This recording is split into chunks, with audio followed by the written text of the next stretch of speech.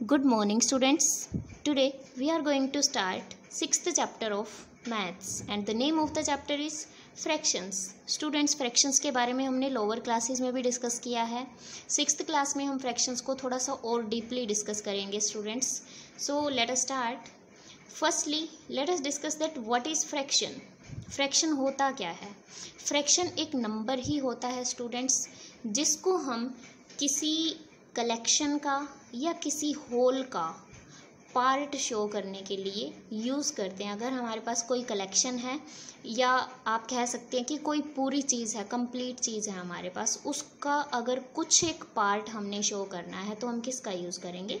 Fraction का use करेंगे. A fraction is a number which is use to represent a part of a collection और a whole.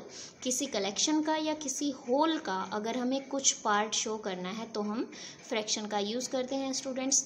बहुत सारे examples हैं हमारे पास.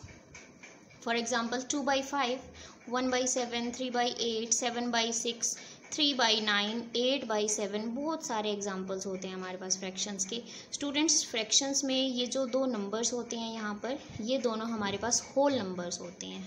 ओके ये जो न्यूमरेटर होता है, जो ऊपर वाला पार्ट होता है स्टूडेंट, ऊपर वाला नंबर होता है, इसको हम न्यूमरेटर बोलते हैं. जो नीचे वाला नंबर होता है उसको हम डेनोमिनेटर बोलते हैं. इनको एक हॉरिजॉन्टल लाइन होती है, वो इनको सेपरेट कर रही होती है. और ये न्यूमरेटर और डेनोमिनेटर क्या होते हैं? होल नंबर्स होते हैं हमारे पास. And as I told you, a fraction is a part of a whole और you can say part of a collection. Fraction किसी होल का या किसी कलेक्शन का क्या होता है? पार्ट होता है स्टूडेंट्स. और एक चीज़ ध्यान रखनी है आपने, जब आप उस होल को लोगे, सपोज अगर आपके पास है ये स्ट्रिप है आपके पास, अगर आपने इस स्ट्रिप को मान के चल रहे हैं आप, होल है ये कंप्लीट है, होल है. ओके ये होल है. अगर आपको फ्रैक्शन की फॉर्म में इसको कन्वर्ट करना है तो क्या करेंगे आप? सबसे पहले इसको इक्वल पार्ट्स में डिवाइड करेंगे. कितने भी पार्ट्स आप कर सकते हैं, आपकी चॉइस है. देखिए अगर हमने इसको 3 इक्वल पार्ट्स में डिवाइड किया और हमने एक बॉक्स को क्या कर दिया? शेड कर दिया. अगर मैं पूछूं कि ये जो शेडेड पार्ट है ये कौन सा फ्रैक्शन शो कर रहा है, कैसा फ्रैक्शन है, तो स्टूडेंट्स आप क्या लिखेंगे? 1 डिवाइडेड बाई टोटल पार्ट्स कितने किए आपने? 3 किए. शेडेड कितने? 1. और टोटल पार्ट्स कितने? 3. तो शेडेड पार्ट का फ्रैक्शन क्या हो गया? 1/3. इसी तरीके से अगर 2 शेड करते हैं तो 2/3 लिखेंगे उस फ्रैक्शन के लिए. ओके स्टूडेंट्स, और फ्रैक्शन में जैसे कि मैंने आपको बताया दो चीज़ें होती हैं, न्यूमरेटर और डेनोमिनेटर होता है. A fraction comprises 2 numbers separated by a horizontal line. Fraction के अंदर 2 नंबर्स होते हैं जिनको एक हॉरिजॉन्टल लाइन सेपरेट करती है, अलग कर देती है. ये जो लाइन है स्टूडेंट्स, ये वो लाइन होती है हॉरिजॉन्टल लाइन. इसको हम फ्रैक्शन लाइन भी कह सकते हैं. ये जो ऊपर वाला नंबर है उसको न्यूमरेटर बोलते हैं, नीचे वाले नंबर को क्या बोलते हैं? डेनोमिनेटर बोलते हैं. अगर हम यहाँ पे 1/7 की बात करें, 1 यहाँ पर न्यूमरेटर है और 7 क्या है? डेनोमिनेटर है. 3/8 में 3 न्यूमरेटर है और 8 क्या है? डेनोमिनेटर है. ओके स्टूडेंट्स, इस तरीके से आपने करना है. And students, as I told you, the number above the horizontal line is called the numerator. The number below the horizontal line is called the denominator. And students, जैसे कि मैंने आपको बताया, a fraction is a part of a whole. fraction जो है किसी whole का part होता है. जैसे अगर हमारे पास ये स्ट्रिप है स्टूडेंट्स, ये थोड़ी सी लंबी स्ट्रिप है हमारे पास, इसको हमने 5 पार्ट्स में डिवाइड कर दिया. और अगर मैं इसका 1 पार्ट शेड करती हूँ और टोटल पार्ट्स कितने किए? 5 किए. तो अगर 1 पार्ट मैं शेड करती हूँ और उसको मैं फ्रैक्शन की फॉर्म में अगर लिखना चाहूँ तो कैसे लिखूँगी स्टूडेंट्स? 1/5. कैसे लिखेंगे? 1/5. अगर 2 पार्ट शेड किए हैं तो 2/5 लिखा जाएगा. अगर 3 पार्ट शेड किए हैं तो 3/5 लिखा जाएगा. अगेन ध्यान रखना है आपने इक्वल पार्ट्स करने हैं. सारे पार्ट्स बराबर होने चाहिए. ये this one and this one, ये सभी के सभी पार्ट्स क्या हैं स्टूडेंट्स? इक्वल हैं. तो इस तरीके से हम फ्रैक्शन को शो कर सकते हैं. Okay students, now daily life में भी फ्रैक्शंस का काफ़ी यूज़ होता है स्टूडेंट्स। लाइक आपके पास एक पिज़्ज़ा है स्टूडेंट्स, अगर आपने उस पिज़्ज़ा को डिवाइड करना है, 2 फ्रेंड्स हैं मोहन एंड सोहन, आपने क्या करना है, इस पिज़्ज़ा को उन दोनों में इक्वली डिवाइड करना है।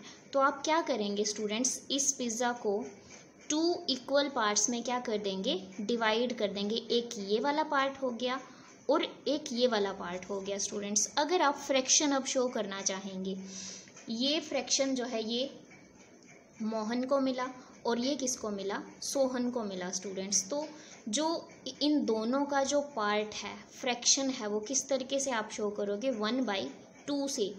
1/2 कैसे, यहाँ पर टोटल पार्ट्स कितने किए आपने, 2 किए, और मोहन को कितना मिला है, 1 मिला है, तो 1/2। तो ये मोहन का फ्रैक्शन हो गया और ये सोहन का हो गया। इस तरीके से आप कर सकते हैं स्टूडेंट्स। और 1/2 के लिए एक नेम भी रखा गया है फ्रैक्शंस में। 1/2 को हम क्या बोलते हैं स्टूडेंट्स, हाफ बोलते हैं।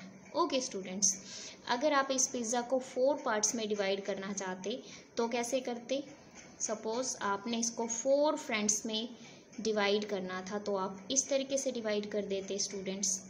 एक फ्रेंड को कितना मिल जाता, 1/4 मिल जाता। ये पोर्शन जो है 1 फ्रेंड को मिल जाता, तो 1/4 हो जाता ये।